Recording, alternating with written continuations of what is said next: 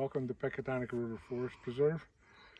We're going in for a wildflower walk here, and I'm Mark Keister. I was the director of the Forest Preserve District back in the 80s through the end of the 90s. And I'm Dave Koska. This was kind of my home for 19 years.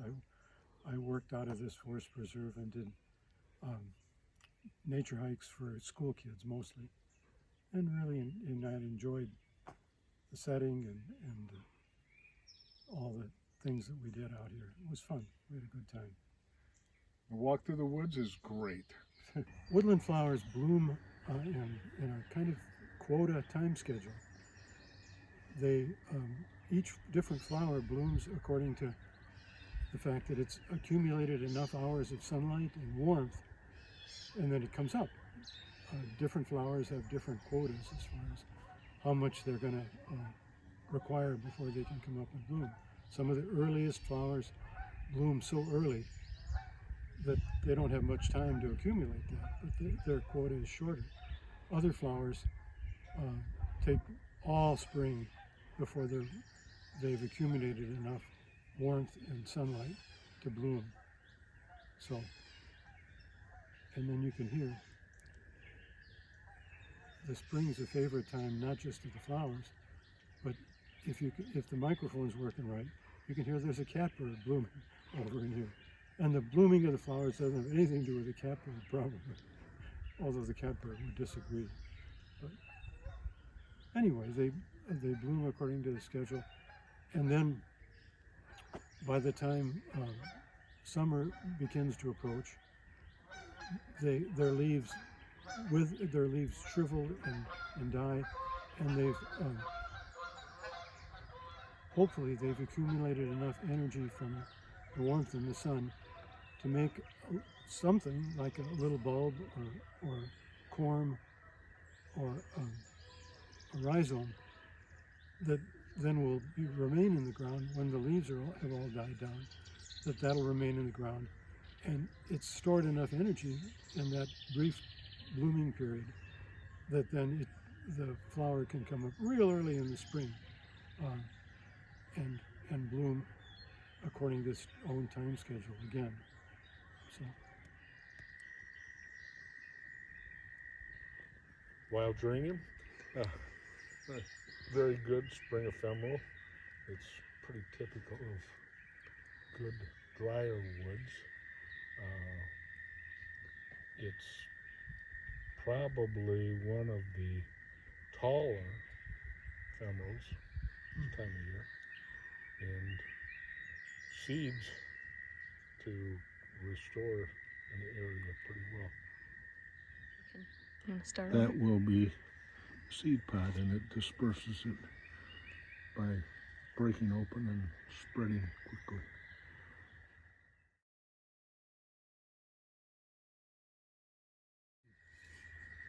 If you're taking a walk in the woods, notice the trees, obviously, that's where you're going. Some of them have really unique bark. Now here, this is a hackberry tree. People say it has warty bark. As it gets older, it loses some of that characteristic. And then if you Turn to the right. turn to the right,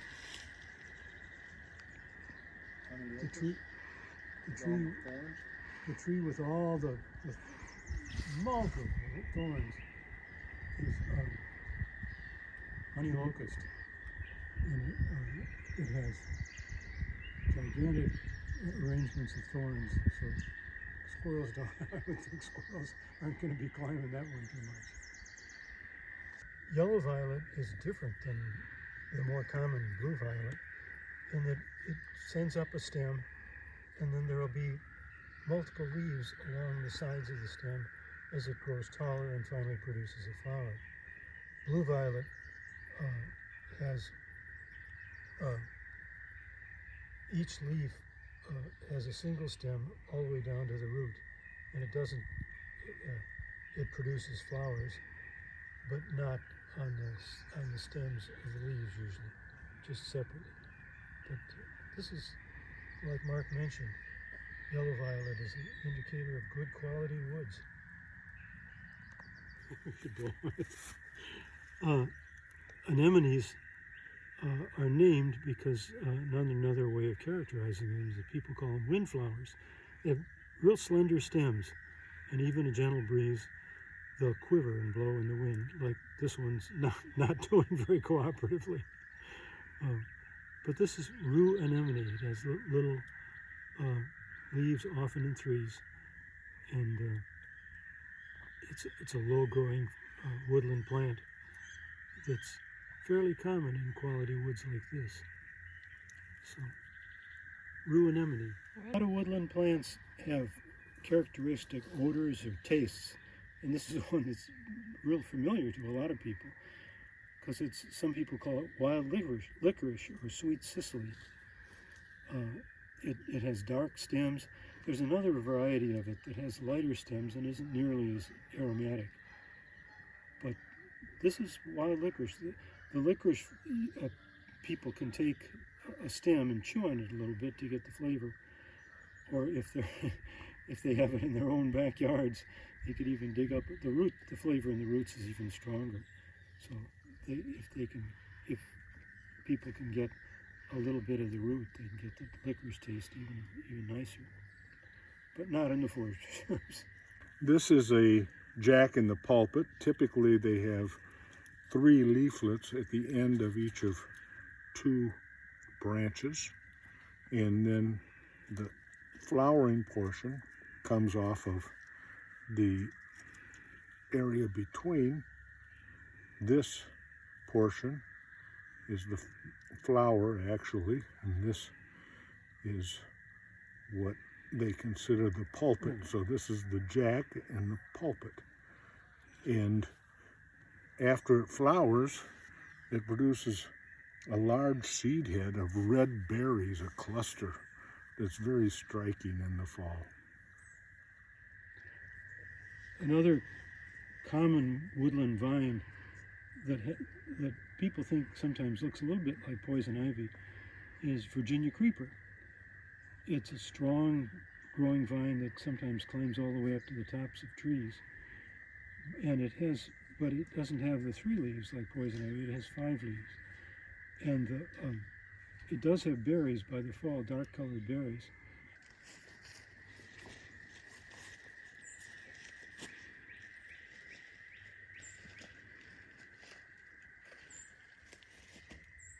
Some of the tallest woodland wildflowers that bloom toward mid or late spring are mayaples.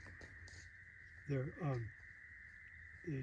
typically, when they first start to come up, they have just a single leaf, but then as the root system grows stronger, then they'll have a double 2 leaves and then a flower. So you can see the flower in the 2 stems. Mayapple, the roots of mayapple are poisonous, and perhaps the stems too. But when the flower ripens into a little golf ball size apple, then that part is edible, strangely enough. So mayaples are real characteristic plants of rich summer woods, rich spring woods in this area. In woods, especially in wetter woods,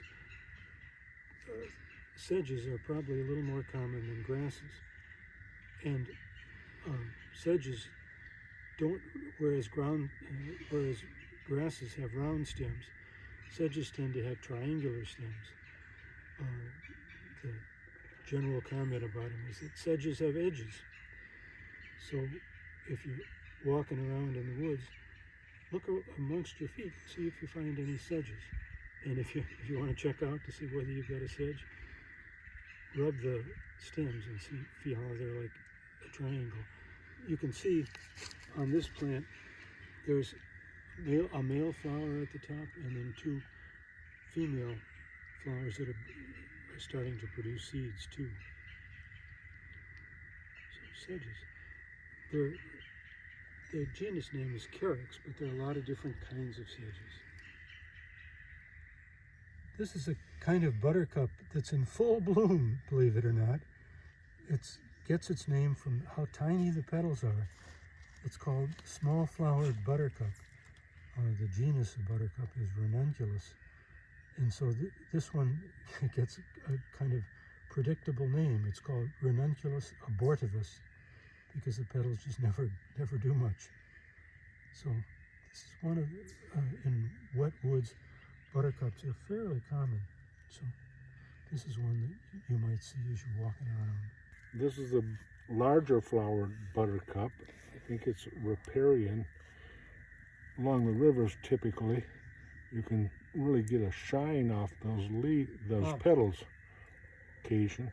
Good point. And they really come off as a large group sometimes. If you're walking around in the woods, chances are you may brush against some wood nettles.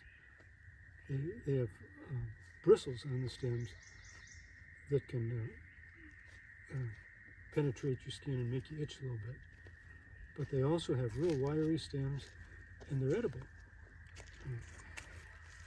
And by the middle of the summer, they'll grow, I don't know, 3.5 feet tall at least. The stem in the fall, after the leaves have dried and are falling, it's about a 3-foot stem, and you can go through and pick it.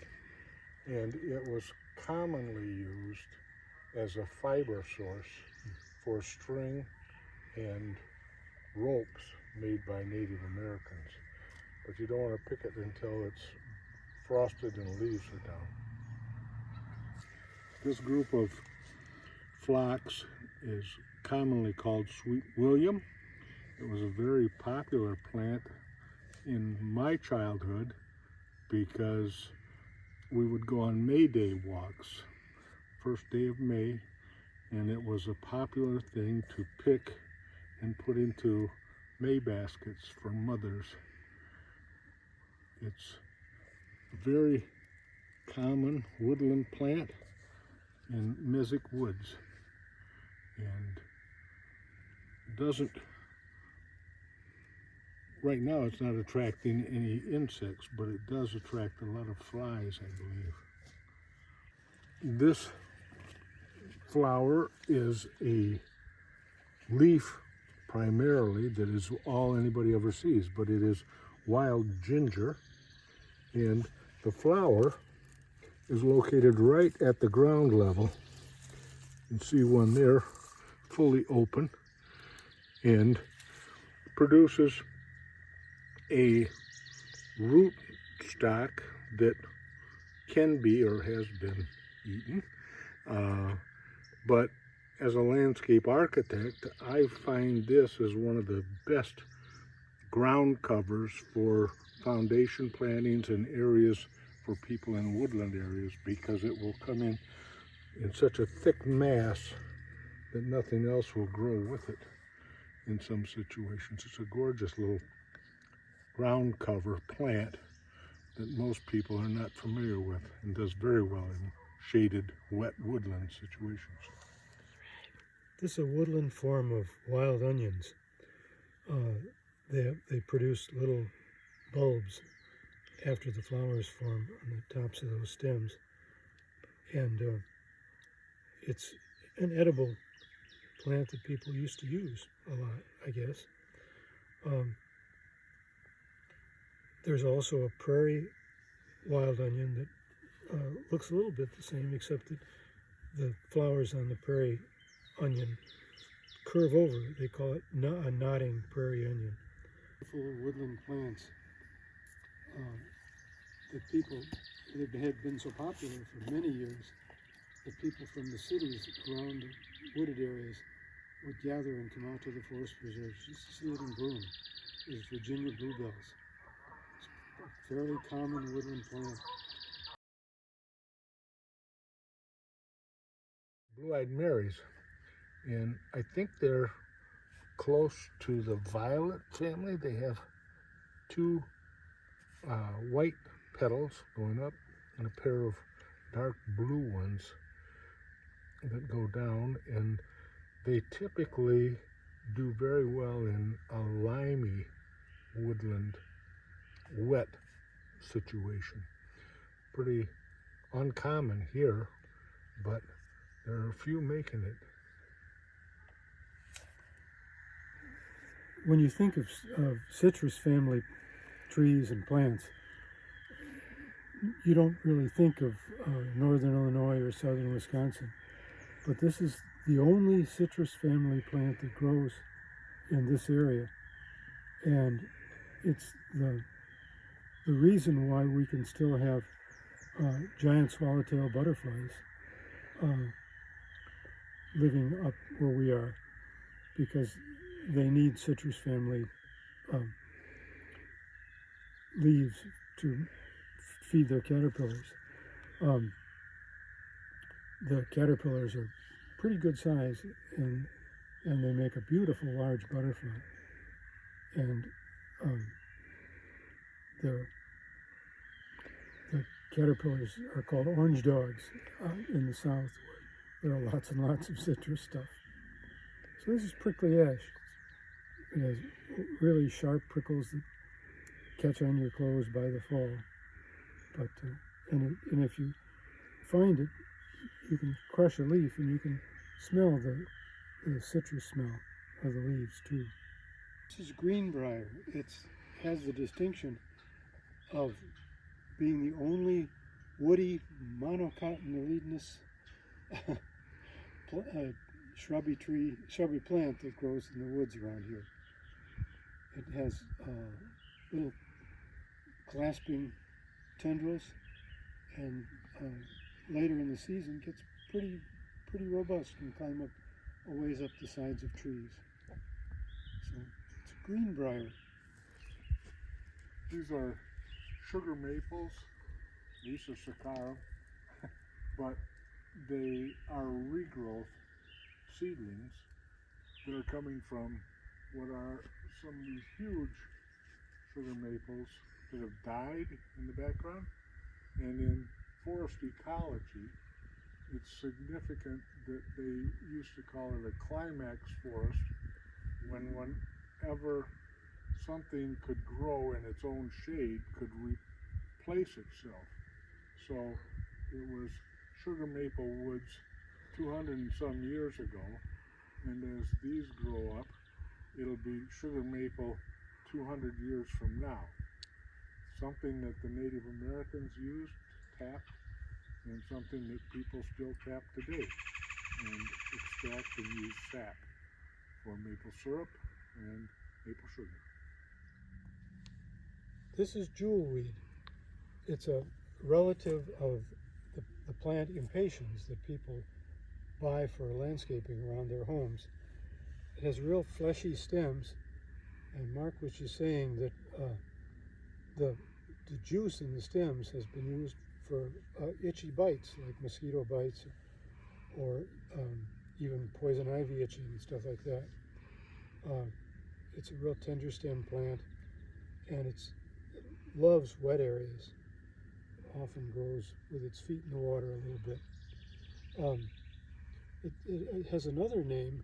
It's also called touch-me-not, because it has little kind of about half-inch seed pods that look like tiny little footballs. And if you touch them, there's a kind of a spring action inside that pops out the seeds. And the seeds, it's a mechanism where the plant can spread out easily, because the seeds will pop and go 3 or 4 or 5 feet in the air before they finally land. So jewelweed or touch-me-not's a common plant in wet woodlands like this.